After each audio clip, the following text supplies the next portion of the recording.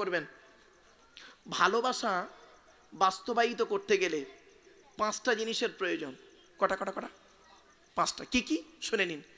এগুলো বাচ্চাদের একটু শেখাবেন, বাচ্চাদের শেখাবেন, নাতিদেরকে শেখাবেন, ওরা ভবিষ্যতে কিছু শিখতে পারবে। ভালোবাসাকে বাস্তবায়িত করতে গেলে 5টা জিনিসের প্রয়োজন। প্রেমিক প্রেমিকার ভালোবাসা টিকে রাখতে গেলে 5টা জিনিসের প্রয়োজন। কি কি? এক নাম্বার কি দেখেন? প্রথম হচ্ছে অন্ধের মতো বিশ্বাস করতে হবে। ঠিক না বেঠিক?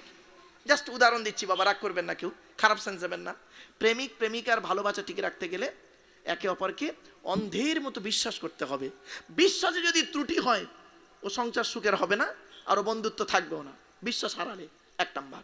2 নাম্বার, ভালোবাসাকে বাস্তবায়িত করতে গেলে কি করতে হবে জানেন? একে অন্যের জন্য একটু সময় ব্যয় করতে হবে। সময় ব্যয়, নিরালা জায়গায় বসে বা কোনো জায়গায় বসে, পার্কে হোক, ইত্যাদি ইত্যাদি জায়গায় বসে একে অন্যের জন্য একটু সময় ব্যয় করবে।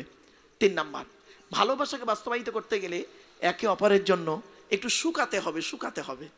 জাস্ট উদাহরণ, বন্ধু বন্ধুকে বলছে যে বন্ধু তুমি খেয়েছো?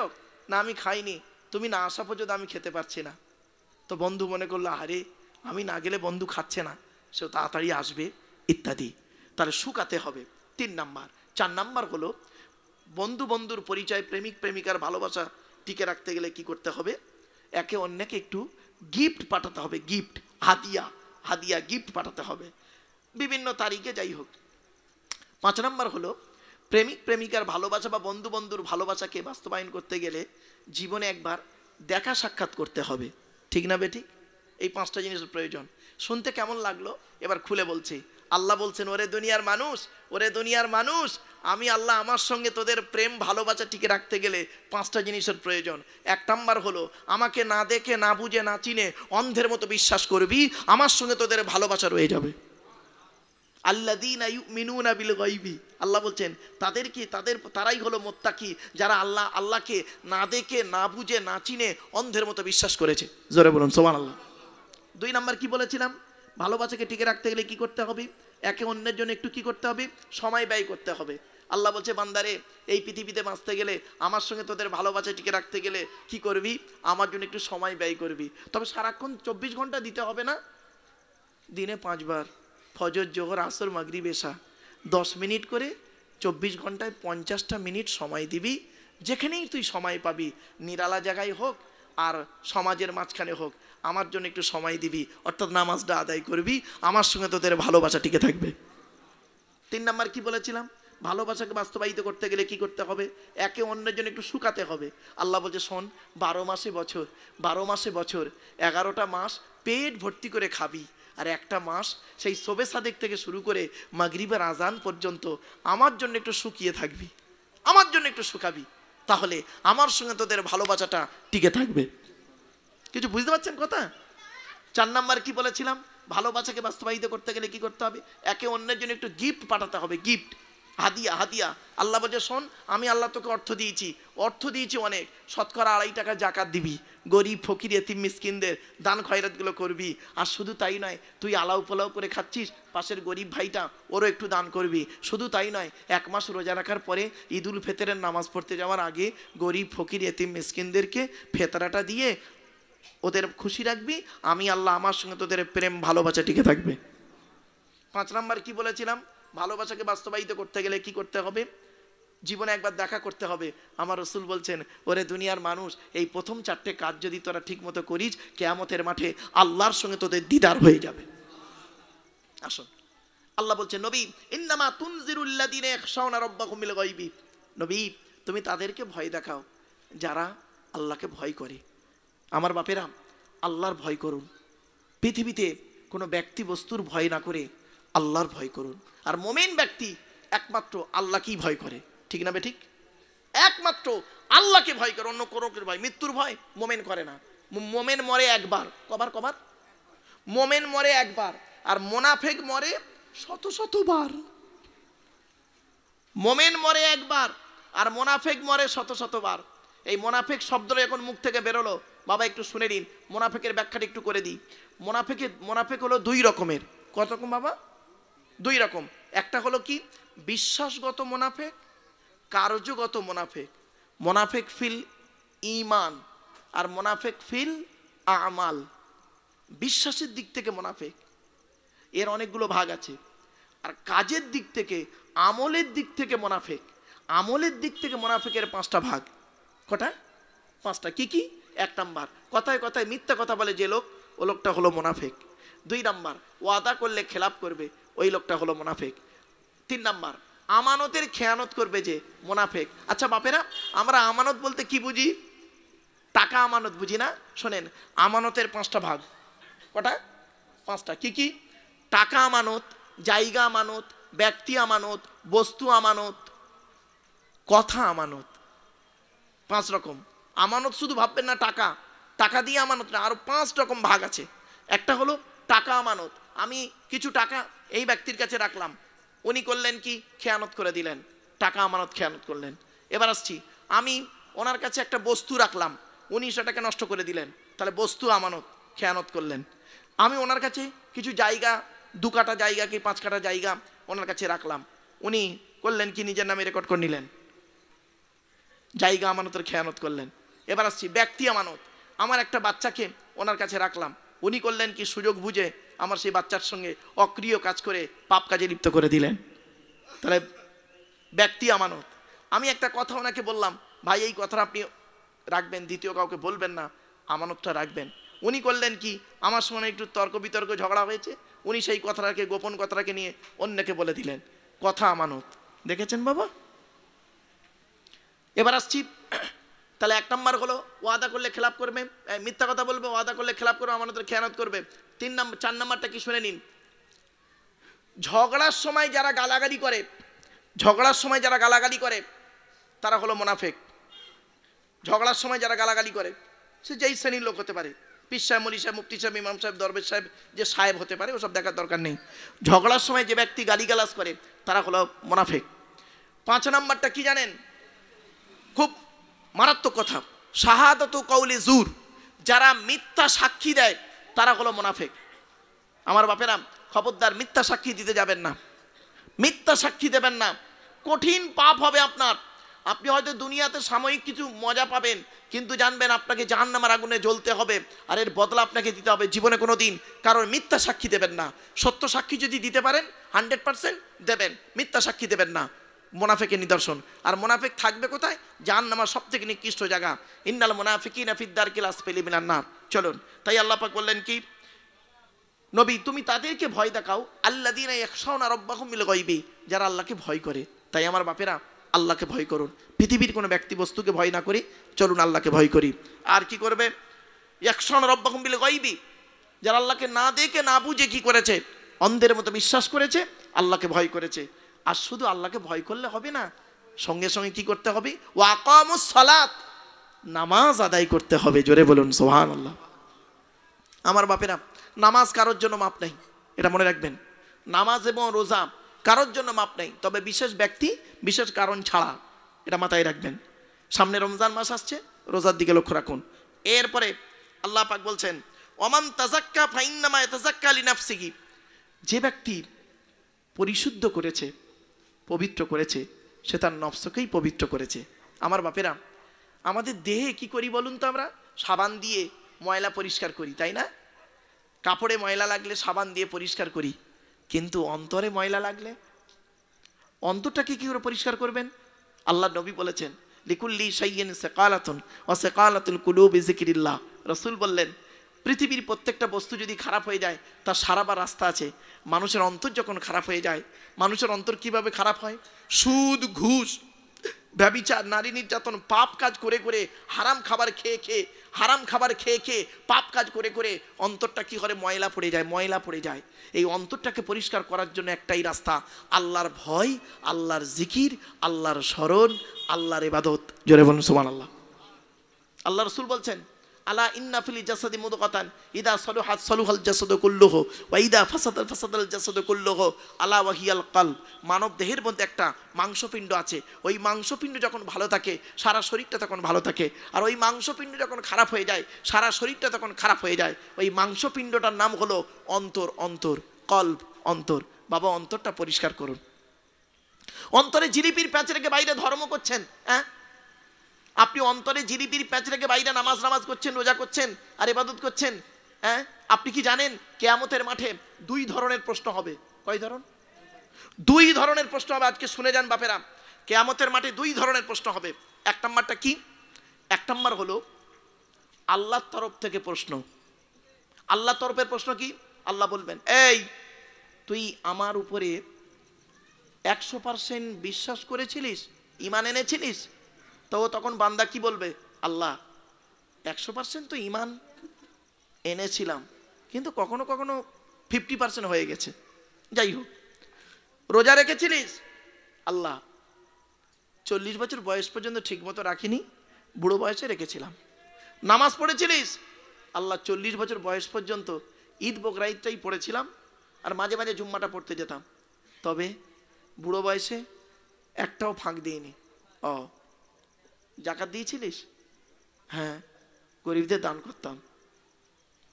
4 লক্ষ টাকা জাকাত হয়েছিল, 50,000 টাকার কিছু শাড়ি কিনে গরিবদের দান করে দিয়েছে। কিছু বুঝতে পারলেন না কথাটা? না, ক লক্ষ টাকা জাকাত হয়েছে? 4 লক্ষ টাকা জাকাত হয়েছে, 50,000 টাকা শাড়ি এনে দিয়েছে। লোক মনে করলো জাকাত পাপ, খবরদার নয়। চলেন, তো আল্লাহ ইচ্ছা করলে মাফ করলে করতে পারেন, ঠিক আছে। কিন্তু আমরা ধরা পড়বো কিয়ামতের মাঠে কোন প্রশ্ন জানেন? বান্দার তরফের প্রশ্ন। বান্দার তরফের প্রশ্ন ধরা পড়ে যাবো বাপ। আল্লাহ বলবেন, এদিকে আয়, পৃথিবীতে স্বামী হিসাবে কতটা পারফেক্ট ছিলিস বল? স্বামী হিসাবে স্ত্রীর হক আদায় করেছিলিস? তোর স্ত্রীকে পর্দার মধ্যে রাখার কথা ছিল, বেপর্দায় নিয়ে ঘুরিয়েছিলিস, মনে আছে? একজন মেয়ে ছেলে জাহান্নামায় যাবে, 4 জন পুরুষকে জাহান্নামায় ঢুকাবে, তারপর ওই মেয়েটি জাহান্নামায় ঢুকবে। কে কে? তার বাপ, তার বড় ভাই বা দাদা, তার স্বামী, তার পেটের ছেলে। আমার বাবাজিদের আজ বলে যাচ্ছি, হাতে ধরে বলে যাচ্ছি বাপ, খুব দুঃখের সহিত বলে যাচ্ছি। আজকের বাড়ি যাবেন, বাড়িতে গিয়ে আপনাদের বাড়িতে 4 শ্রেণীর মেয়ে ছেলে আছে। আমাদের বাড়িতে ক শ্রেণীর মেয়ে ছেলে আছে বাবা? 4 শ্রেণীর। কে কে? আপনার মা, বোন, মেয়ে আর বউ, এই 4 শ্রেণীর মহিলা। এরা জান্নাতি না জাহান্নামী কি করে বুঝবেন? আজকে শুনে যান। আল্লাহ রসুলকে জিজ্ঞাসা করা হলো, ইয়া রসুল আল্লাহ, জান্নাতি মহিলার পরিচয়টা কি একটু বলুন, আর জাহান্নামী নারীর পরিচয়টা কি বলুন। আল্লাহ নবী বললেন, যে নারীর মধ্যে, যে সমস্ত নারীদের মধ্যে এই অভ্যাসগুলো থাকবে, ওই নারী যত নামাজ পড়ুক, যত রোজা রাখুক, ওই নারী জাহান্নামী। কি কি? আজকে শুনে যান।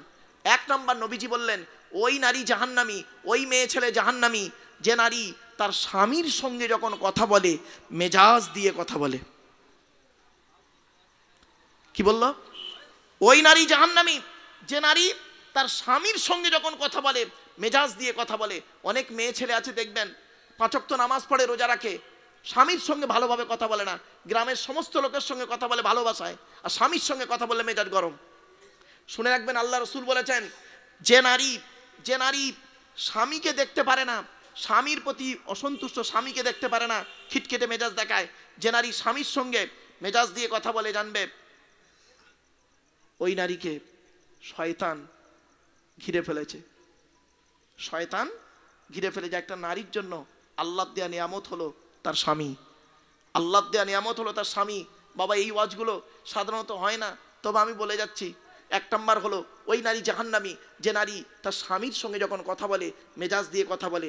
আপনার বাড়িতে যাবেন, এটা আপনার মা হতে পারে, আপনার বোন হতে পারে, আপনার মেয়ে হতে পারে, আপনার স্ত্রী হতে পারে। আপনি বাড়ি যাবেন, আপনার মা যদি আপনার বাপের সঙ্গে মেজাজ দিয়ে কথা বলে, আপনার দায়িত্ব হলো মাকে বোঝানো, মা খবরদার আব্বার সঙ্গে মেজাজ দিয়ে কথা বলে তুমি তোমার ইমানটাকে নষ্ট করো না। আপনার বোন যদি এরকম আচরণ করে, বোনাইয়ের সঙ্গে, দুলাভাইয়ের সঙ্গে যদি মেজাজ দিয়ে কথা বলে, আপনি কেমন ভাই বলতে পারেন না? এই গলা নামিয়ে কথা বল, এইটুকু ক্ষমতা নেই আপনার? আপনাকে তো কিয়ামতের মাঠে জবাব দিতে হবে। আপনি ধর্ম করতে বসেছেন? আপনি যদি বাপ হন, আপনার মেয়ে যদি আপনার জামাইয়ের সঙ্গে মেজাজ দিয়ে কথা বলে, সত্যিকারের যদি জন্মদাতা বাপ হয়ে থাকেন, আর সত্যিকারের যদি আল্লাহর ভয় থাকে আপনার মধ্যে, আপনি আপনার মেয়েকে বলবেন, এই স্বামীর সঙ্গে কথা কিভাবে বলতে হয় জানিস না? আর আপনি কি করেন? সেটা করেন না। আরো বরং মেয়ের পক্ষ নিয়ে জামাইয়ের বিরুদ্ধে মিনাখা থানায় বধূ নির্যাতন কেস করছে। আপনি ভাবলেন এত সহজে আপনি জান্নাত পেয়ে যাবেন? সহজ নয়।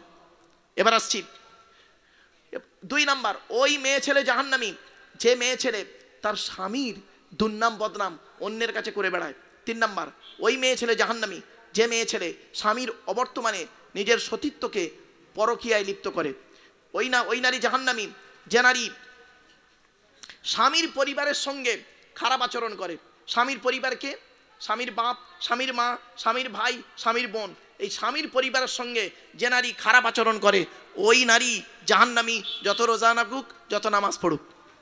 এরপরে আসছি, ওই নারী জাহান্নামী যে নারী তার স্বামীকে বলে তোমার সঙ্গে বিয়ে হয়ে আমার জীবন নষ্ট হয়ে গেছে, তুমি আমাকে কি দিয়েছো, তোমার সঙ্গে আমার মতো মেয়ে বলে তোমার জীবনটা বেঁচে গেছে, আমার মতো বিয়ে বলে তুমি উদ্ধার হয়ে গেলে, ইত্যাদি ইত্যাদি প্রশ্ন করে স্বামীকে। এরপরে বলা হয়েছে ওই নারীর প্রতি আল্লাহর গজব পড়বে যে নারী বিনা কারণে স্বামীর বিছানা ত্যাগ করে, বিনা কারণে স্বামীর বিছানা ত্যাগ করে অন্য বিছানায় রাত কাটায়। ওই নারী যত নামাজ পড়ুক, যত রোজা রাখুক, ওই নারী জাহান্নামী। বাবা বাড়িতে গিয়ে ভাববেন, আপনার মেয়ের মধ্যে যদি এই অভ্যাস থাকে পরিবর্তন করুন।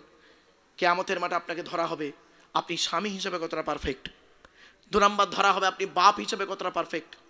3 নাম্বার ধরা হবে আপনি ছেলে হিসেবে কতটা পারফেক্ট, বাপের হক আদায় করেছেন, মায়ের হক আদায় করেছেন। তারপরে ধরা হবে 4 নাম্বার ভাই হিসেবে কতটা পারফেক্ট, বাপ মারা গেছে, ভাই বেঁচে আছে, সম্পত্তিগুলো দিয়েছেন, ফারাইজি অংশ দেননি। শুধু তাই না, আরো ধরা হবে আপনি মামা হিসেবে কতটা পারফেক্ট, আপনি খালু হিসেবে কতটা পারফেক্ট, আপনি দুলাভাই হিসেবে কতটা পারফেক্ট, আপনি জামাই বাবু, কি বলেন আপনারা, জামাই বাবু বলেন নাকি, ফুপুর বরকে কি বলেন, জামাই বাবু হিসেবে কতটা পারফেক্ট। তারপরে শুনবেন, আর দুটো একটু শুনে যান দয়া করে, দাদু হিসাবে কতটা পারফেক্ট। দাদু, দাদু আপনারা কি বলেন, দাদু বলেন তো, বাপের বাপকে কি বলেন, দাদু। আমরাও দাদু বলি, আমরা দাদা বলি, যাই হোক, দাদা দাদু একই বাবা। দাদু হিসাবে কতটা পারফেক্ট।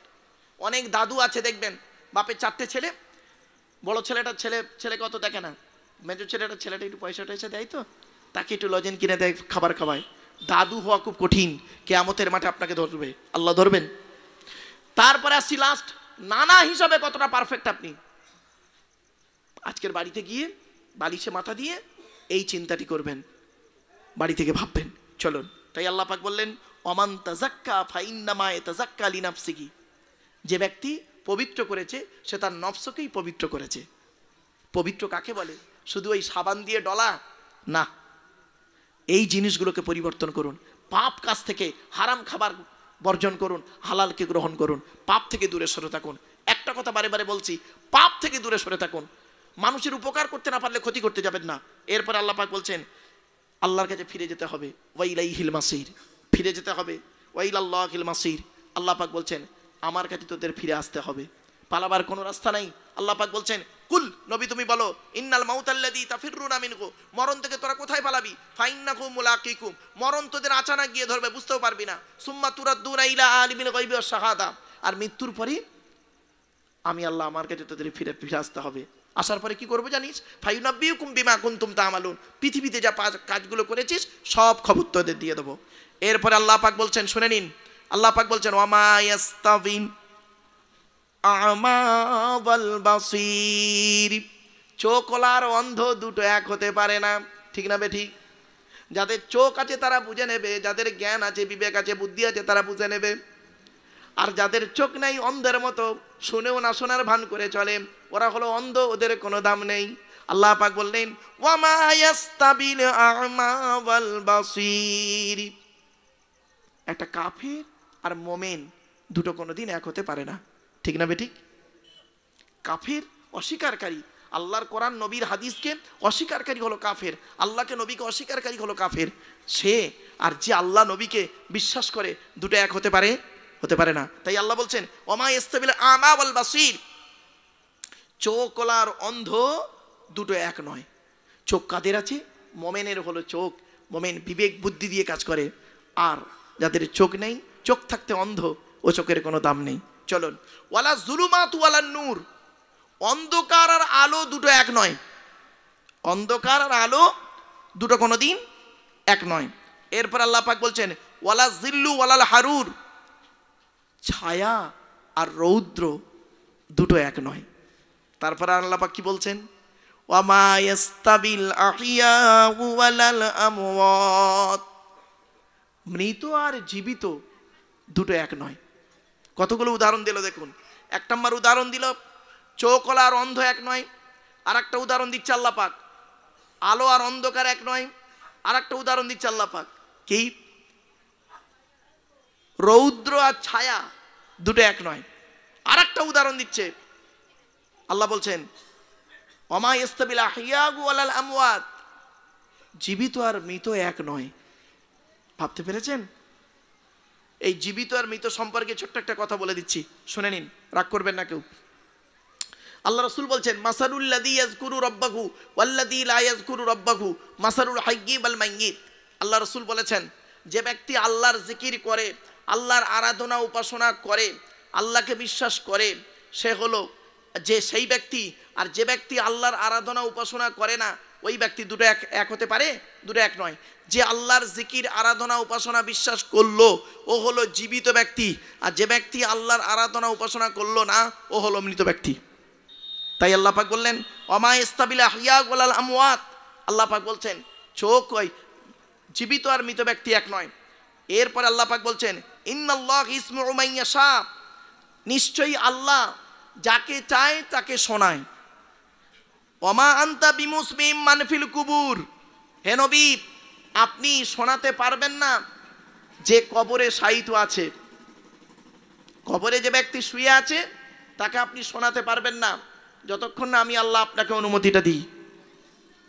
এখান থেকে অনেক দীর্ঘ আলোচনা, এটা আমি এই দীর্ঘ আলোচনায় গেলাম না। আল্লাহ পাক বলছেন ওমা ইস্তাবি ইন্নাল্লাহ ইসমাউ মান ইয়াশা, আর নিশ্চয়ই আল্লাহ যাকে খুশি তাকে শোনান, যাকে খুশি তাকে শোনান। ওমা আনতা বিমুসমিম মান ফিল কুবুর, নবী আপনি শোনাতে পারবেন না যে কবরস্থ হয়ে আছে। এরপর আল্লাহ পাক বলছেন ইন আনতা ইল্লা নাযির, আপনি কেবলমাত্র একজন ভয় দেখানেওয়ালা। আপনি মানুষের কাছে আপনাকে পাঠিয়েছি ওমা আরসালনাকা ইল্লা বাশীরাও ওয়া নাযীরা, আমি আপনাকে শুধু বাশীর ও নাজির করে পাঠিয়েছি, সুসংবাদদাতা, ভয় দেওয়া।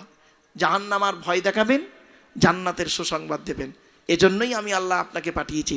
সুতরাং আপনি মানুষকে এটাই বলুন ইন আনতা ইল্লা নাযীর, আপনি কেবলমাত্র শুধু মানুষকে ভয় দেখাবেন, জাহান্নামার ভয়টা তাদেরকে দেখান। আর আল্লাহ বলছে ইন্না আরসালনাকা বিল হাক্কি বাশীরাও ওয়া নাযীরা, নিশ্চয়ই আমি আল্লাহ আপনাকে প্রেরণ করেছি সত্যের উপরে, আর বাশীরাও ওয়া নাযীরা যেটা বলছিলাম সুসংবাদদাতা এবং ভয় দেখানেওয়ালার জন্য। ওয়াইম মিন উম্মাতিন ইল্লা খালা ফিহা নাযীর, এমন কোনো মানুষ নেই যে তাকে ভয় দেখানোর জন্য আমি আল্লাহ পাঠাইনি পৃথিবীতে। এজন্য আল্লাহ রাব্বুল আলামিন মানুষকে হেদায়েতের জন্য যুগে যুগে নবী রসুল পাঠিয়েছেন, কেতাব পাঠিয়েছেন। আমরা সেগুলোকে শুনেছি কিন্তু আমল করিনি, বুঝেছি আমল করিনি। আমাদের সমস্যা হলো ওই জায়গাটায় আমলের অভাব হলো আমাদের। তাই আল্লাহ রাব্বুল আলামিন বলছেন ওয়াইন ইউকাযযিবুকা ফাকাদ কাযযাবাল্লাযীনা মিন ক্বাবলিহিম, তারা যদি আপনাকে মিথ্যা বলে, আল্লাহ বলছেন নবীকে, নবী তারা যদি আপনাকে মিথ্যা বলে তাহলে আপনি কি করবেন? ফাকাদ কাযযাবাল্লাযীনা মিন ক্বাবলিহিম, জানবেন ওদের পূর্ববর্তীরাও মিথ্যা কথা বলেছিল।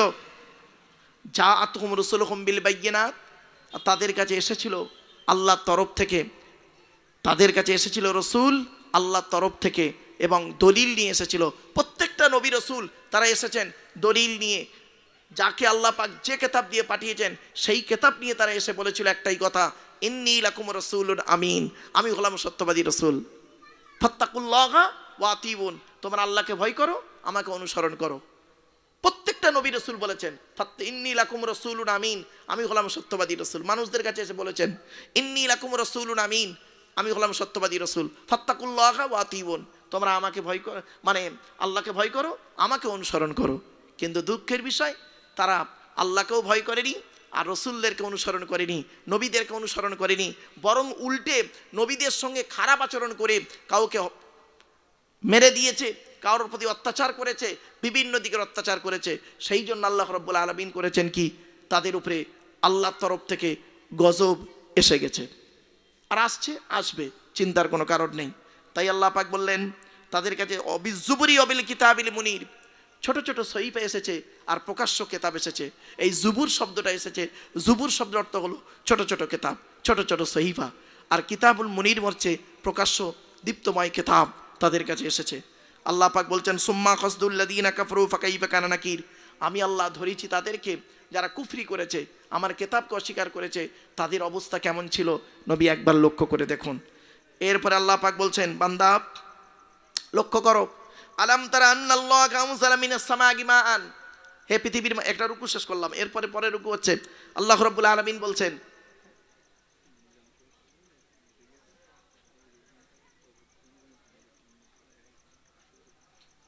আমার বাপেরা, যাই হোক আপনাদের কাছে পরবর্তী বক্তা এসে গেছেন, আর কয়েক মিনিটের মধ্যে আচ্ছা এশার আজান হবে, এই পর্যন্ত থাক, এশার আজান হবে, এশার আজানের পরে নামাজ হবে, নামাজের পরে আপনাদের পরবর্তী বক্তা আছেন মনিরুজ্জামান সাহেব এসে গেছেন, আলহামদুলিল্লাহ, তার জ্ঞানগর্ভ বক্তব্য আপনারা শুনবেন। আর কয়েক কটা কথা আমি আপনাদের বলছি, গুরুত্বপূর্ণ কথা, এগুলো একটু মূল্যায়ন করুন। বিশ্বনবী মুহাম্মদ সাল্লাল্লাহু আলাইহি সাল্লাম তার সাহাবীদেরকে যে শিক্ষা দিয়ে গেছেন, সেই শিক্ষা আমাদের নেওয়া উচিত। সাহাবীরা যেভাবে জীবনযাপন করেছেন সেইভাবে আমাদের চলা উচিত। তাই আপনাদেরকে আমি অনুরোধ করে কয়েক কটা কথা বলে যাচ্ছি, গুরুত্বপূর্ণ কয়েক কটা কথা। 10টা হারাম কথা একটু দয়া করে শুনে নিন।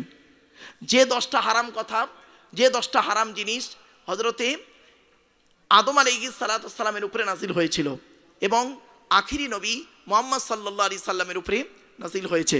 কি কি সেই 10টা হারাম কি কি? 1 নাম্বার, আপনারা আজকের জলসা শেষ করে বাড়ি যাবেন, এই 10টা হারামকে ফলো করবেন, এই 10টা হারাম থেকে দূরে সরে থাকবেন। 1 নাম্বার সূরা আনামের 151 নম্বর আয়াত, 152 নম্বর আয়াত, 153 নম্বর আয়াত, আল্লাহ পাক বলছেন কুল, নবী তুমি বলো, তাআলাও আতলু মা হাররামা রাব্বুকুম আলাইকুম আল্লা তুশরিকু বিহি শাইয়া। 1 নাম্বার হারাম কি জানেন? আল্লাহ বলছেন নবী তুমি বলো, তাআলাও তোমরা এসো, আতলু মা হাররামা রাব্বুকুম আলাইকুম, আল্লাহ পাক বলছেন নবী তুমি বলো, আমি তোমাদেরকে তেলাওয়াত করে শোনাবো আল্লাহ পাক কি কি তোমাদের উপরে হারাম করেছে। 1 নাম্বার হারাম কি জানেন? শুনে নিন, আল্লাহ তুশরিকু বিহি শাইয়া, আল্লাহর সঙ্গে শিরিক করা হারাম। খবরদার নয় বাপের, আজকের বলে যাচ্ছি, যখনই দেখবেন যে কোনো জায়গায় যাবেন, যে কোনো কাজ করবেন, শিরিকের গন্ধ আছে, শিরিকের গন্ধ আছে, সেখান থেকে সরে আসবেন। শিরিকের গন্ধ। দু একটা বলি আপনাদের, আমরা চলার সময়, চলার জীবনে অনেক সময় কসম খাই, কসম খাই না? কসম খাই তো। অনেকে দেখবেন কসম করতে করতে আল্লাহর কসম বলেন, আর আল্লাহর কসমই সঠিক। আল্লাহ ছাড়া অন্যের নামে যদি কেউ কসম করে, আল্লাহ রসুল বলেছেন মান হালাফা বিগাইরিল্লাহি ফাকাদ আশরাকা, আল্লাহ রসুল বলেছেন যে ব্যক্তি আল্লাহ ছাড়া অন্যের নামে কসম করবে ও মুশরিক হয়ে যাবে। খবরদার, পীরের কসম, মাজারের কসম, ভাইয়ের কসম, মায়ের কসম, ছেলের কসম, ভালোবাসার কসম, মালের কসম, কোনো কসম চলবে না।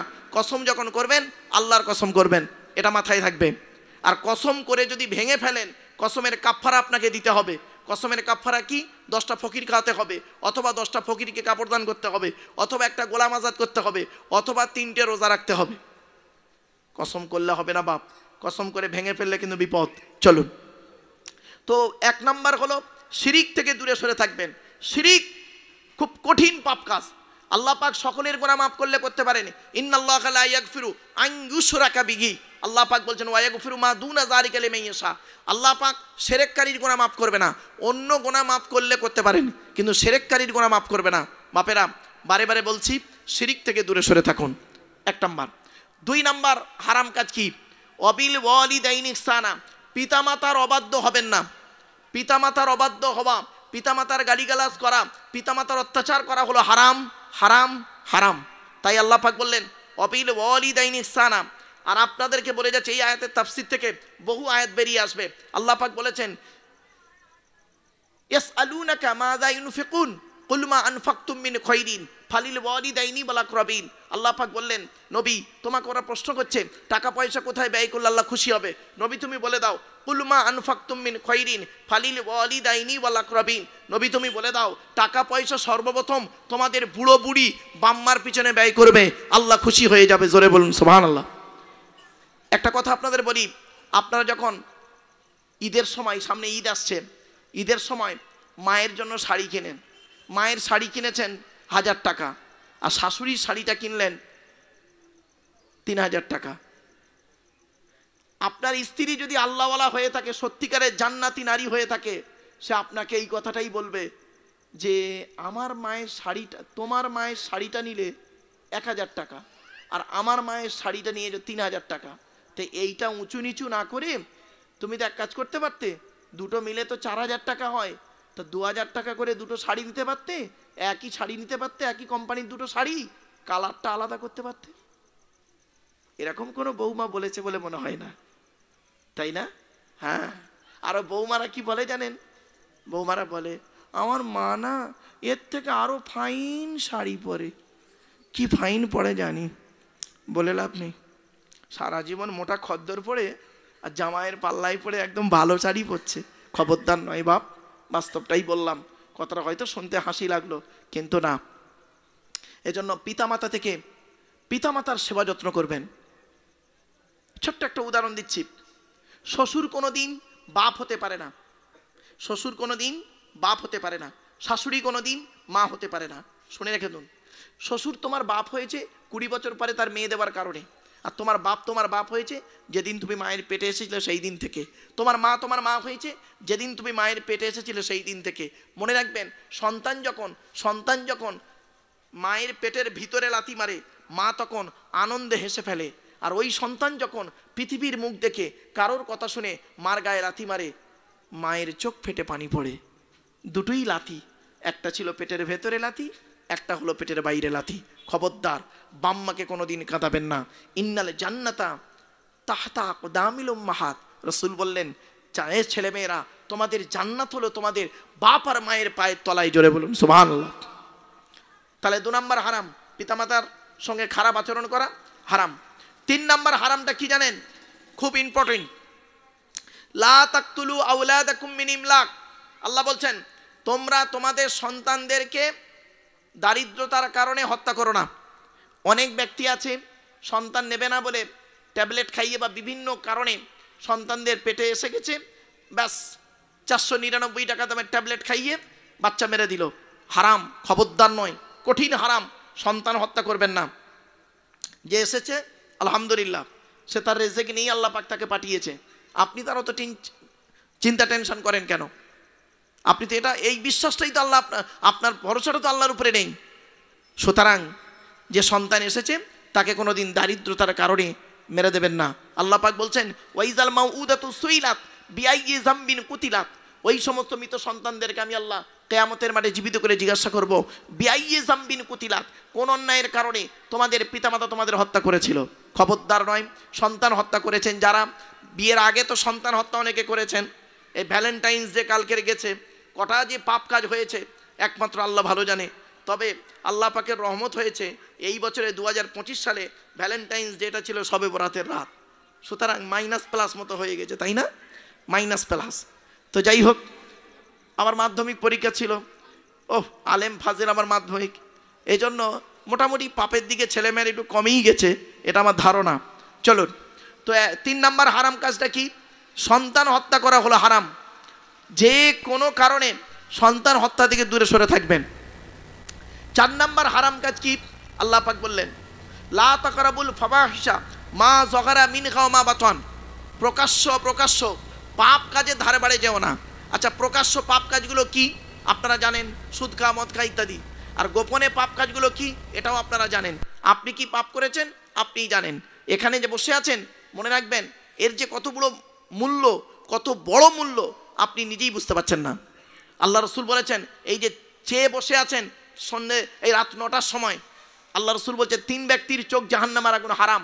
1 নম্বর হলো আইনুন বাকাত মিন খসিয়াতিল্লাহ, যে চোখটা নিজের পাপের কথা খেয়াল করে পানি ঝরায়, ওই চোখটা জাহান্নামের আগুন হারাম। জোরে বলুন সুবহানাল্লাহ। 2 নম্বর আইনুন সাহারাত ফি সাবিলিল্লাহ, যে চোখটা রাত্রি জেগে জেগে আল্লাহর ইবাদতে রাতটা কাটিয়ে দেয়, ওই চোখটা জাহান্নামের আগুন হারাম। 3 নম্বর আইনুন গদ্দাতাম মাহারিমিল্লাহ, ওই চোখটা, যে চোখটা হারাম কাজ থেকে ফিরিয়ে আনে।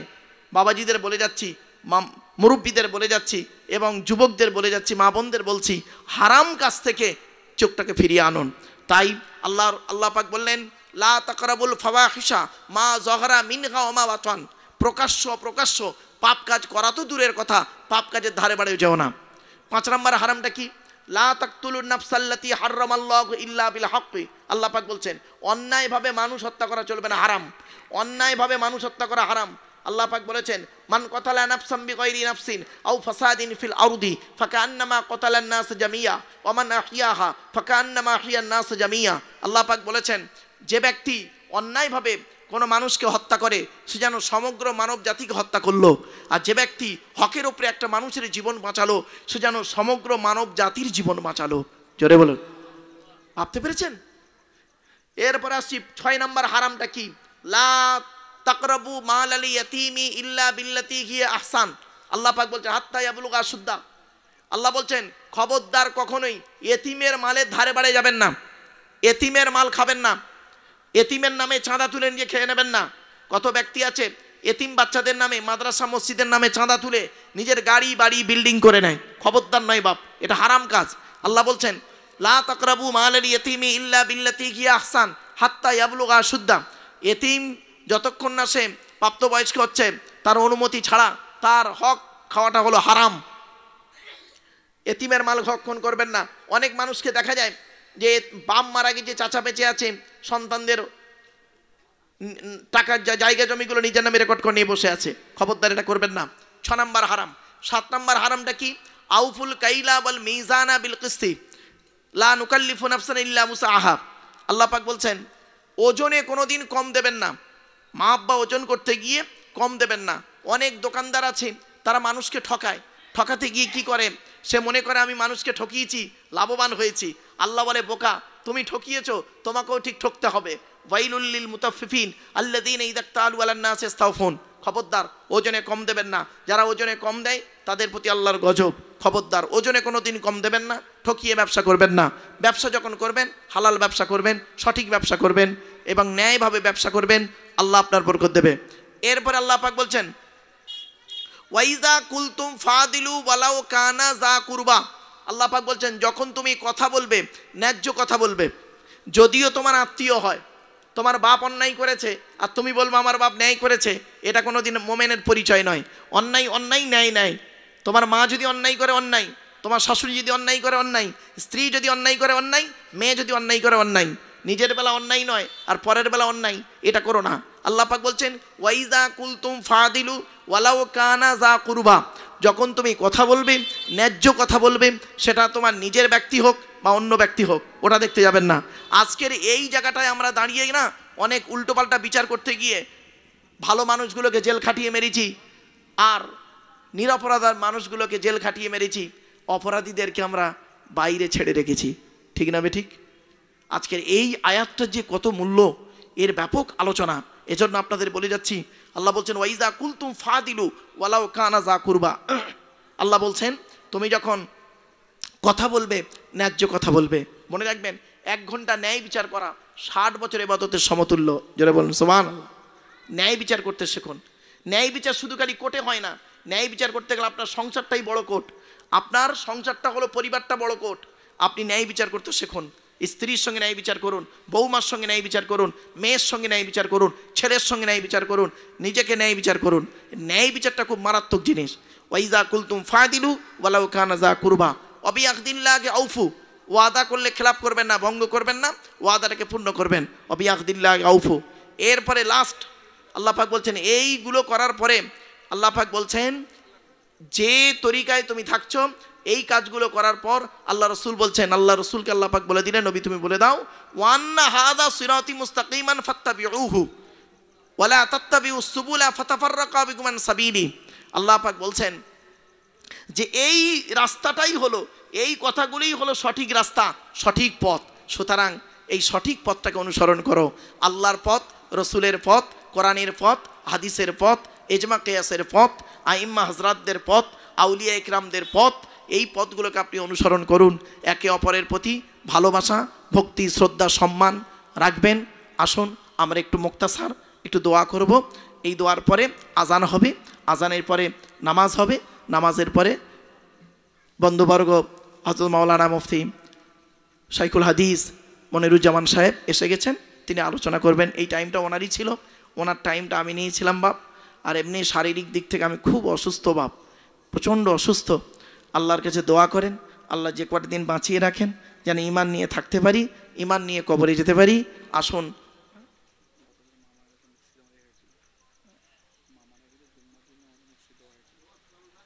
গত বছরে আমার আম্মাজি এন্তেকাল করেছিল বাবা, বকরা ঈদের দিন।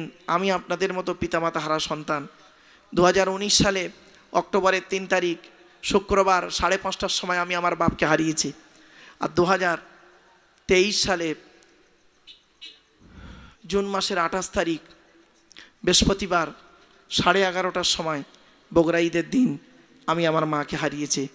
বন্ধুরা, এই দুটো হাত দিয়ে আমরা প্রত্যেকেই মাইয়েতের জানাজা পড়েছি, বুকে মাটি দিয়েছি, কাঁধে করে নিয়েছি, কবরে শুইয়েছি আমরা।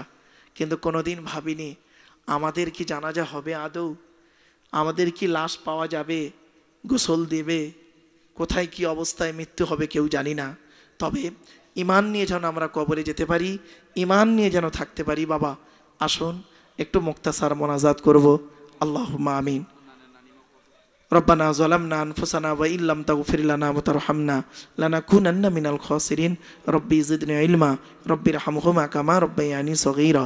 রব্বুল আলামিন যা কিছু পড়িয়েছেন, বলিয়েছেন, শুনিয়েছেন, পড়ার মধ্যে, শোনার মধ্যে, বলার মধ্যে যদি কোনো রকমের ত্রুটি হয়ে যায় গফফার নামের ওসিলা করে মাফ করে দিন। সওয়াব দিয়ে থাকেন বাবা আদম থেকে নিয়ে এখন পর্যন্ত যত নবীন, সিদ্দিকিন, শুহাদা, সালিহিন সকলের আরওয়াহ মুবারকে সবটুকু পৌঁছায় দিন।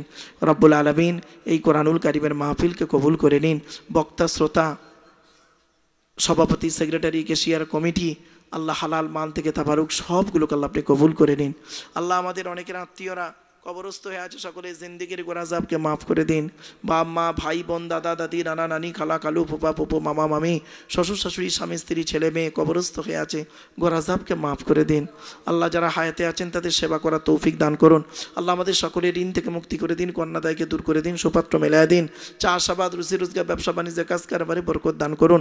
হালালকে গ্রহণ করা, হারামকে বর্জন করা তৌফিক দান করুন। কাফেরদের মোকাবেলা ইসলামকে জয়ী করে দিন। ভাই ভাইয়ের মহব্বত, স্বামী স্ত্রীর মহব্বত, বাপ বেটার মহব্বত, পাড়া প্রতিবেশীর মহব্বত, ভক্তি, শ্রদ্ধা, সম্মানকে বজায় রাখার তৌফিক দান করুন। আল্লাহ ঋণ মুক্ত, সুদ মুক্ত, জেনা মুক্ত, শিরিক মুক্ত, পাপ মুক্ত জীবনযাপন করার তৌফিক দান করুন। আল্লাহ আমি অধম গুনাহগার, আমার সঙ্গে অত আলেম, হাফেজ, হাজি, গাজী, জ্ঞানী, গুণী, বুদ্ধিজীবী মানুষেরা, বাবাজিরা, যুবক ভাইরা, স্নেহের কচি কচি বাচ্চারা, মা বোনেরা হাত তুলেছে। আল্লাহ যার হাতকে ভালোবাসেন তার হাতের ওসিলা করে আমাদের দোয়াকে কবুল করে নিন। আল্লাহ আল্লাহ এই জলসাকে কবুল করে নিন। আল্লাহ আমাদের গিয়াসউদ্দিন সাহেবেরা আত্মীয় নানিমা অসুস্থতায় ভুগছে, আল্লাহ সুস্থতা দান করুন। আমাদের সকলের আত্মীয়রা যারা অসুস্থতায় ভুগছে আল্লাহ সুস্থতা দান করুন। আল্লাহ আমাদের সকলের শরীরকে ভালো করে দিয়ে ইবাদত করার তৌফিক দান করুন। আল্লাহ এই জলসাকে কবুল করে নিন, আমার ভাইদের জলসাকে কবুল করে নিন। বাবাজির যুবক ভাইরা, স্নেহের কচি কচি বাচ্চারা বড় কষ্ট করে এই জলসা কমিটি জলসা দেয়, এই তাফসিরুল কোরআনের মাহফিলকে কবুল করে নিন।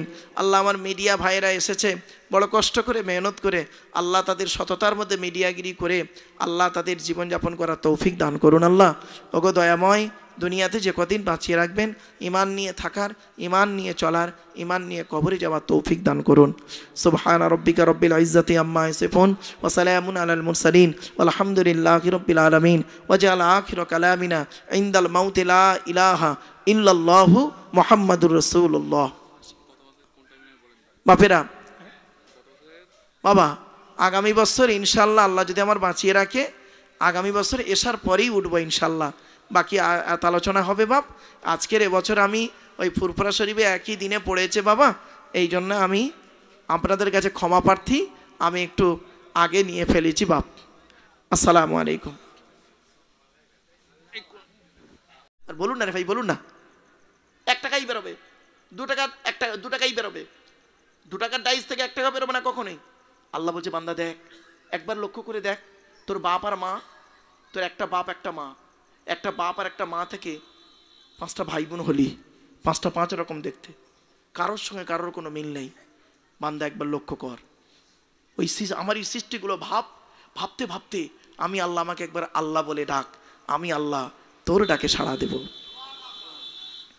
চলো এরপর আল্লাহ পাক বলছেন, বান্দা এই পৃথিবীতে যতদিন বাঁচবি, এই পৃথিবীতে যতদিন বাঁচবি বান্দা, নিজের অস্তিত্ব নিয়ে বাঁচবি, নিজের অস্তিত্ব নিয়ে।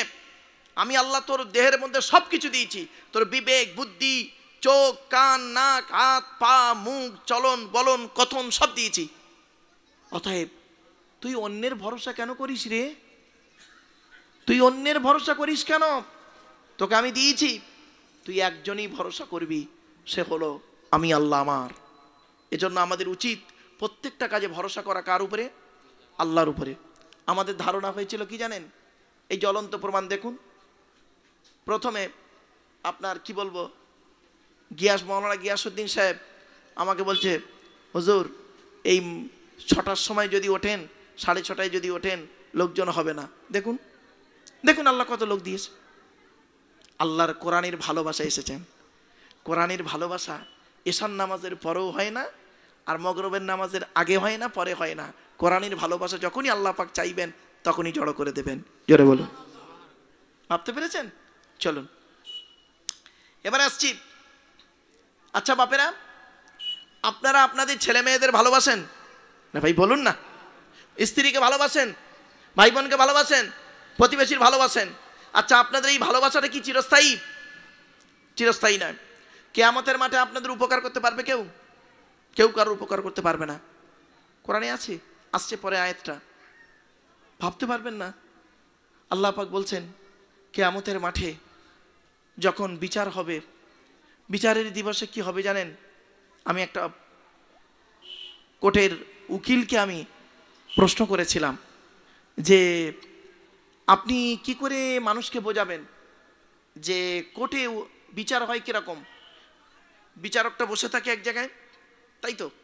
বিচারকটা বসে থাকে চেয়ারে, পাশে একজন লোক দাঁড়িয়ে থাকে, ঠিক না ঠিক? আসামিটা কোথায় থাকে? কাঠগড়ায়। আর নিচেই দুটো উকিল মারামারি করে, একজনের পক্ষে একজনের বিপক্ষে। বলছে হ্যাঁ, এই যে সিস্টেমটা আপনি কোথায় পেলেন? এই সিস্টেমটা কোথায় পেলেন? বলছে তা তো জানি না। আমি শুনুন, 1500 বছর আগে কোরআন এই সিস্টেমটা জানিয়ে গেছে। বলে সে কি? বলে শুনুন, কিয়ামতের মাঠের ঠিক এইভাবেই বিচারটা হবে। বলছে কিরকম? আমি বললাম শুনুন, কিয়ামতের মাঠে আল্লাহ বলেছেন মালিক ইয়াউমিদ্দিন। আমি হলাম কিয়ামতের মাঠের মালিক, আর আল্লাহ রাব্বুল আলামিন তার বিচারের সিংহাসনে বসে থাকবেন। পাশে একজন লোক দাঁড়িয়ে আছে দুনিয়ার বিচারকের পাশে, কিয়ামতের মাঠে বিচারকের পাশে একজন দাঁড়িয়ে থাকবেন। একজন দাঁড়িয়ে থাকবেন কে জানেন? ওই নবী দাঁড়িয়ে থাকবেন যে নবীর উম্মতের বিচার হবে। আসামিটা যে থাকবে কাঠগড়ায়, সেই ব্যক্তির নবী দাঁড়িয়ে থাকবেন। একজন ইহুদি দাঁড়িয়ে থাকবেন, মুসা নবী দাঁড়িয়ে আছেন, ইহুদির বিচার হচ্ছে। ঈসা নবী দাঁড়িয়ে আছেন, খ্রিস্টানের বিচার হচ্ছে। মুহাম্মদ সাল্লাল্লাহু আলাইহি সাল্লাম দাঁড়িয়ে থাকবেন, আব্দুল্লাহ কিল মারুফের বিচার হবে। আর নিচে যে দুটো উকিল মারামারি করছে, ওই উকিল দুটো কেউ নাই, কিরামান কাতিবিন, 2 কাঁধের 2 ফেরেস্তা। ডান কাঁধের ফেরেস্তা বলবে আল্লাহ এই আব্দুল্লাহ কিল মারুফ কোরআনের আলোচনা করেছে, একটা অক্ষর পড়লে 10টা নেকি। আপনার নবী দেখুন, আপনার নবী পাশে দাঁড়িয়ে আছে। আপনার নবী নিজেই পৃথিবীতে বলেছেন মান করা আল কোরআন হরফান ফালাহু আশরু হাসানা, যে ব্যক্তি কোরআন থেকে একটা অক্ষর পড়বে 10টা নেকি লিখে দেওয়া হবে। তো এই আব্দুল্লাহ কিল মারুফ চৈতলে জলসা করতে এসে তাফসিরুল কোরআনের মাহফিলে চৈতলে বসে বসে অনেকগুলো কোরআনের আয়াত বলেছে, এতগুলো নেকি হয়েছে। ডান কাঁধের ফেরেশতা বলবে আল্লাহ আজকের আমার মনে হয় আব্দুল্লাহ কিল মারুফকে জান্নাতুল ফেরদাউস দিয়ে দেওয়া হোক। ডান কাঁধের ফেরেশতা বলে দিল। দেওয়ার পর বাম কাঁধের ফেরেশতা কি বলবে জানেন? Objection your order. মালটা মোটেই ভালো ছিল না, মালটা মোটেই ভালো ছিল না। তখন আল্লাহ বলবে কি প্রমাণ আছে? বাম কাদের ফেরেশতা খাতা খুলবে, আল্লাহ ওই আব্দুল্লাহ কিল মারুফ, ওই আব্দুল্লাহ কিল মারুফ, এই আপনার নবী। এই জিজ্ঞাসা করুন, আপনার নবী মেরাজে গিয়েছিলেন, মেরাজে গিয়ে জান্নাত জাহান্নাম দেখেছিলেন, আর জাহান্নামার দূরে লক্ষ্য করে দেখলেন জাহান্নামার ভিতরে এক শ্রেণীর লোককে ফেরেশতারা জিভটা টেনে ধরে আগুনের কাঁচি দিয়ে কাটছিল। হাদিসে আছে। আল্লাহ নবী মেরাজে গিয়ে দেখছেন জাহান্নামার দরজা খোলা হয়েছে, আর দূর থেকে দেখতে পাচ্ছে নবীজি কিছু লোককে ফেরেশতারা জিভটাকে টেনে ধরে আর আগুনের কাঁচি দিয়ে কাটছে, আর ওই লোকটা খুব চিৎকার করছে, ওই লোকগুলো। তখন জিবরাইলকে নবী জিজ্ঞাসা করলেন, মানে হাউলা কি জিবরাইল, ও ভাই জিবরাইল, এরা কারা, এরা কারা, এতে জিভগুলো টেনে ধরে ফেরেশতারা কাটে কেন আগুনের কাঁচি দিয়ে? জিবরাইল বলেছিলেন, ইয়া রাসূলুল্লাহ, ওগুলো হলো আপনার উম্মতের ভিতরে আলেম আর বক্তা। কি বলল? আলেম আর বক্তা। আল্লাহ রাসূল বলেছিলেন, ও ভাই জিবরাইল, এদের অপরাধটা কি? আমি তো পৃথিবীতে বলে এসেছিলাম আল উলামা ওয়ারাসাতুল আম্বিয়া, আলেমরা হো নবীদের ওয়ারেস, উত্তরাধিকারী, তো এদের অবস্থা এরকম কেন? তখন জিবরাইল বলছেন, ইয়া রাসূলুল্লাহ, এরা হলো ওই আলেম যারা লোককে ওয়াজ করে করে বেড়াতো, এরা লোককে বলতো নামাজ পড়ো, রোজা রাখো, এরা লোককে বলতো পিতামাতার ভাত দাও, স্ত্রীর হক আদায় করো, চরিত্র ঠিক রাখো, আর ও নিজেই করতো কি, 5 ওয়াক্ত নামাজ পড়তো না, রমজান মাসে রোজা রাখতো না, আর কি করতো, ওই নিজে মিথ্যা কথা বলতো, ওই বাম্মার ভাত দিত না, ওর চরিত্রটা ভালো ছিল না। এই জন্য আল্লাহ পাক এই অবস্থা ওদেরকে রেখেছে। তখনও ওই বাম কাদের ফেরেশতা বলবে, আল্লাহ এই দেখুন এই আব্দুল্লাহ কিল মারুফ, ও চৈতলে এসে ওয়াজ করতো, হ্যাঁ, আর ভেতরে ভেতরে যে পাপগুলো করেছে সবগুলো আমার লেখা আছে, এই দেখুন, এই দেখুন লেখা। বলে কিতাব খুলে দেবে, কিতাব খুলে দেবে। তখন আল্লাহ বলবেন, ওয়াকুল্লা ইনসানিন আলজামনাহু তাইরাহু ফি উনুকিহি ওয়া নুখরিজু লাহু ইয়াউমাল কিয়ামাতি কিতাবান ইয়ালকাহু মানশুরা ইকরা কিতাবাকা কাফা বিনাফসিকা লিয়াউমা আলাইকা হাসিবা। সূরা বানী ইসরাঈল। সেই দিন আমি আল্লাহ কিয়ামতের মাঠে ওর গলায় আমলনামাটা লটকে দেবো, ওর গলায় আমলনামাটা লটকে দেবো, আর খুলেও দেবো, আমলনামাটা খোলা থাকবে। আমি আল্লাহ বলবো, ইকরা কিতাবাকা, এ আব্দুল্লাহ কিল মারুফ, তুই তোর আমলনামাটা পড়, পড় আজকে তুই তোর আমলনামাটা। পৃথিবীতে কি ভালো ভালো কাজগুলো করেছিস, খারাপ কাজ করেছিস, তখন এই সমস্ত প্রমাণের ভিত্তিতে তখন কি হবে জানেন? আল্লাহ বলবে, আব্দুল্লাহ কিল মারুফ, আজকের এতগুলো প্রমাণের ভিত্তিতে তোমাকে নেকির থেকে বদির পাল্লা বেশি হয়ে গেছে, নেকির থেকে পাপের পাল্লাটা ভারী হয়ে গেছে।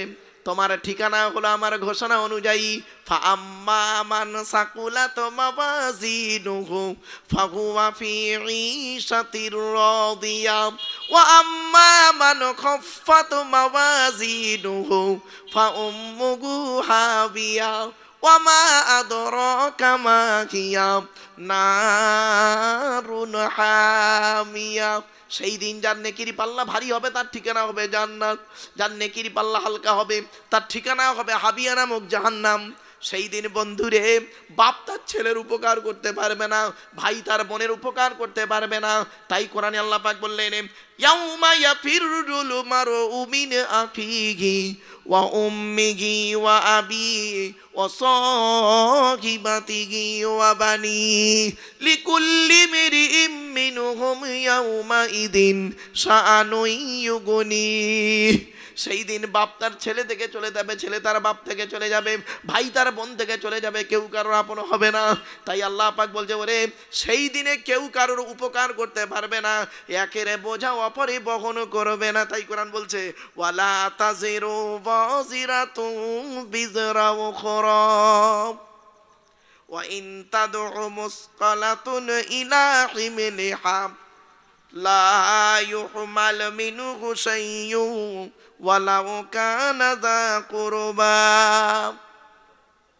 সেই দিন একের বোঝা অন্য বহন করবে না, নিজের বোঝা নিজেকেই বহন করতে হবে। আপনি স্ত্রীর পাল্লায় পড়ে সব ভুলে গেলেন, ছেলে মেয়ের পাল্লায় পড়ে আল্লাহকে ভুলে গেলেন, রসুলের পথকে ভুলে গেলেন, বান্ধবীর পাল্লায় পড়ে তুমি ভুলে গেলে, প্রেমিকের পাল্লায় পড়ে ভুলে গেলে, মনে রেখো কেউ সেদিন উপকার করবে না। বলা হয়েছে ওয়াইন তাদগু মুসকালাতুন ইলা হিমলিগা লা ইউহমাল মিনহু শাইউন। কোন বোঝা বহনকারী যদি এসে তার বোঝাটাকে নিয়ে বলে ভাইরা আমার বোঝাটা নিয়ে জানা রে, সে নিয়ে যাবে না, সে নিয়ে যাবে না সেদিন। আর ওয়ালাও কানা যা কুরবা, যদিও তার আত্মীয় হয়, যদিও তার আত্মীয়। বাপ যদি বলে ওরে আমার ছেলে তোর জন্য এত কিছু করেছি, আজ আমার নেকি খুব কম পড়ে গেছে, আমারে তুই একটু নেকি দে, আমি একটু জান্নাতে যাই, আমার জাহান্নাম থেকে মুক্তি পাই। ছেলেও অস্বীকার করে যাবে, স্ত্রী পিতামাতা অস্বীকার করে যাবে। তাই আল্লাহ পাক বলছেন নবী এই কথাগুলো কাদের বলবে, কাদের বলবে এই কথাগুলো, এই জাহান্নামের ভয়গুলো কাদের দেবে? আল্লাহ বলছেন নবী কাদের দেবে জানো? ইন্নামা তুনজিরুল্লাযীনা ইয়াখশাউনা রাব্বাহুম বিল গায়বি ওয়া আকামুস সালাত।